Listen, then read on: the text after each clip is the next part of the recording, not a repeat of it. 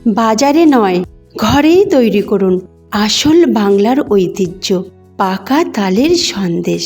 আসসালামু আলাইকুম প্রিয় দর্শক, আজ শেয়ার করব একেবারে ভিন্ন স্বাদের মিষ্টি পাকা তালের সন্দেশ।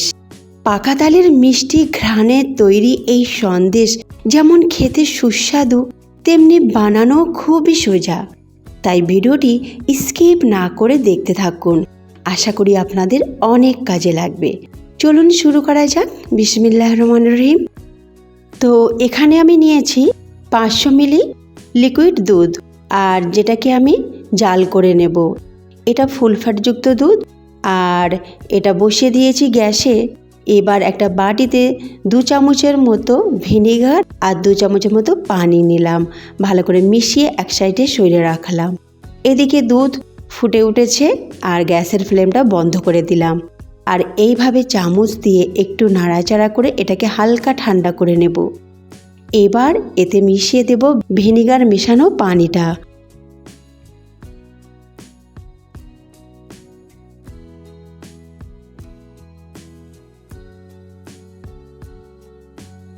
এবার হালকা হাতে চামচ দিয়ে একটু নাড়াচাড়া করে দেব। এইভাবে ছানা কাটালে ছানাটা খুবই নরম হবে আর সন্দেশটাও খুবই নরম আর মজার হবে।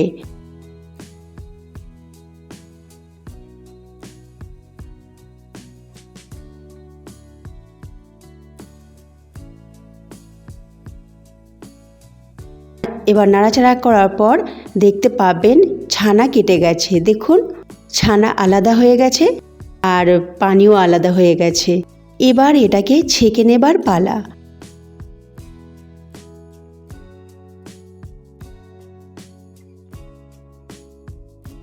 এবার একটা ছাঁকনিতে এই ছানাটাকে ছেঁকে নেব, আর এই ছানাটাকে 2 থেকে 3 বার নর্মাল পানি দিয়ে ভালো করে ধুয়ে নেব, যাতে ভিনেগারের যে ঘ্রাণ থাকে সেটাও চলে যাবে আর টেস্টটাও চলে যাবে।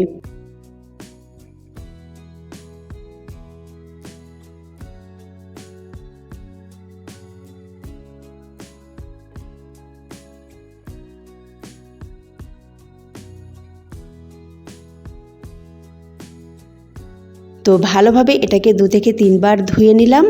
তারপরে পানিটাকে ভালো করে ঝরিয়ে নেব।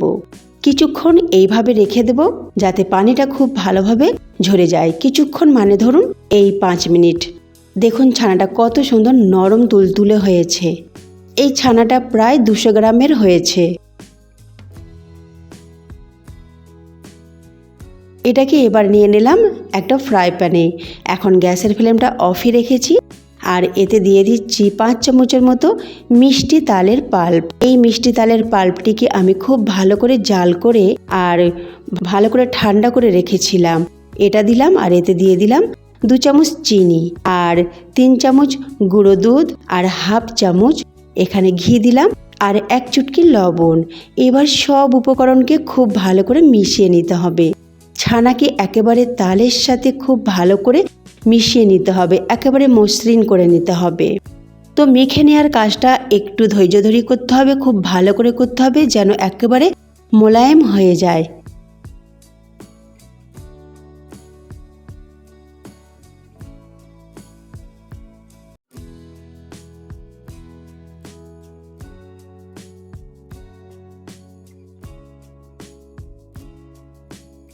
আর দেখি বুঝতে পারছেন কত সুন্দরভাবে এই ছানাটাকে আমি তালের রসের সাথে মিশিয়ে নিয়েছি। এবার গ্যাসের ফ্লেমটা অন করে দেব, আর এই স্প্যাচুলার মাধ্যমে এটাকে কন্টিনিউ নাড়াচাড়া করব। আর গ্যাসের ফ্লেমটা রাখবো একদম হালকা হালকা আঁচে এই কাজটি কিন্তু করব। ভুলে গিয়েও জোর বা মাঝারি আঁচ করবেন না, তা না হলে এটা পুড়ে যাবে। তো হালকা আঁচে এটাকে কন্টিনিউ এইভাবে নাড়াচাড়া করে এর মধ্যে যে রসটা রয়েছে, যে পানিটা রয়েছে, সেটাকে শুকিয়ে নেব। আর একেবারে শুকনো শুকনো করে এটাকে তৈরি করে নেব। দেখুন এটা একেবারে শুকনো শুকনো হয়ে গেছে আর এক জায়গায় জড়ো হয়ে গেছে। এবার একটা প্লেটে নিয়ে নিলাম। এটা গরম আছে, একটু ঠান্ডা হলে আমি শেপ দিয়ে নেব। শেপটা আপনারা আপনাদের পছন্দ মতো নিতে পারেন, যে যেরকম শেপ পছন্দ করতে পারেন।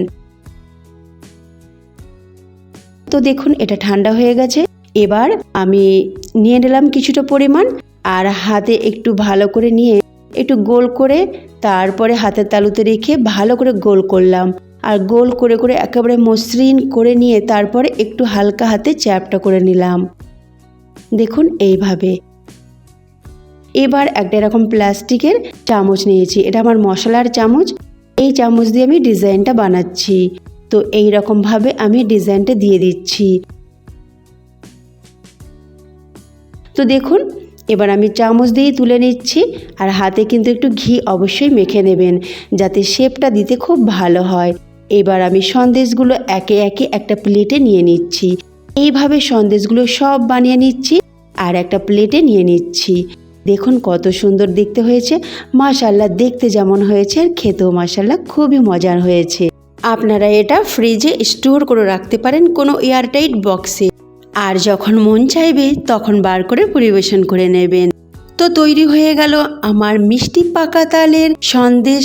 একেবারে মুখে দিলেই মিলে যাবে আর দেখলেই জিভে পানি এসে যাবে। তো অবশ্যই রেসিপিটি ট্রাই করবেন আর ভালো লাগলে লাইক শেয়ার কমেন্ট করতে ভুলবেন না আর সাবস্ক্রাইব করে পাশে থাকবেন। আল্লাহ হাফেজ।